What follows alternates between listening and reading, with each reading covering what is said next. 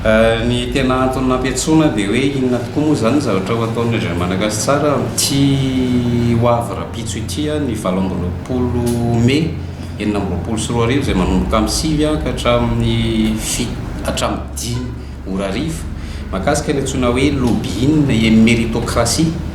Inona moa zavatra ho resahana ao anatin'izay hoe ady-hevitra ifanakalozana sy ny fahamendrehana izay dia mazava ho azy fa resaka tontolon'ny sehatra ny fampianarana amin'ny ambaratonga ambony ho resahanay mahakasika an'io satria hitantsika amin'izao fotoana izao fa maro ny tanora navita fianarana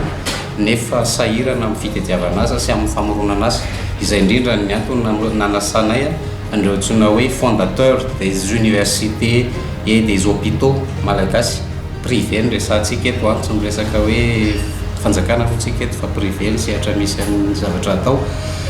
satria ny antony dia manana andraikitra lehibe ary manana anjara asa lehibe ny université privé eto Madagasikara ary izay indrindra no antony nanasana azy ireo hiaraka hidinidinika ambany tafitrano rapitso hoe ahoana ny sorodalana entina hanampiana ny tanora izay navita fianarana mba hanana sehatra asa sy afaka mamorona asa ary mora ho tafiditra any amin'ireny orinasa izay mitady mpiasa ireny ohatra sy ny tanàna tsy mifanaraka amin'ny zava-misy ny mpianatra navita fianarana betsaka nefa ny orinasa manome ny asa vitsy na misy koa raha ny orinasa manome ny asa mbola maro misivana takiny ka rehefa mipetraka izay famendrehan'ny tanora sy ny sekoly izay mampiofana azy ireo dia heverinay fa tsy ho sarotra ny famoronana asa fa tsy voatery hitady asa izy ary ny tanjona anatin'ny méritocratie ao amin'ity lobbying ty dia hampianatra ny tanora hamorona asa tsy voatery ho lasa mpiasam-panjakana daholo anie ny mpianatra rehetra izay mieritreritra ny ohatra raha nanao mention droit izy dia eritreritra nanao magistrat na hanao avocat na hanao greffier na hanao izay mifanaraka any amin'izany mety sy havita hanangana cabinet koa izy. Izay indrindra ny antony anaovana an'izao mba ahafahana manampy azy amin'ireny sehatra izay ianaran'ireny misy ampiarena rehetra izay misy azy mba hifanaraka amin'ny filan'ny firenena ireny rehetra sy dia hoe famendrehana moa resahana ao anatin'izay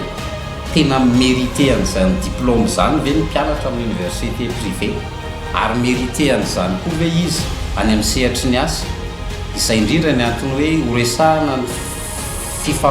ny fampianarana ny mpianatra na ny fizarana ny mpianatra ny antsoina hoe famendrehana izay le atsotsika tany amin'ny classe primaire le hoe éducation civique sy ny éducation à la citoyenneté fa ankehitriny lasa naningina izy any amin'ny université ka tsara raha verina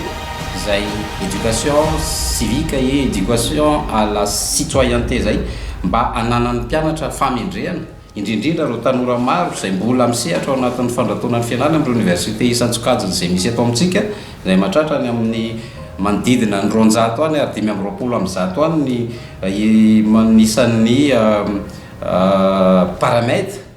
zany dia ilaina ny firaisan-kina mba ahafahantsika mametraka ny tena lentan'ny fampianarana eto Madagasikara.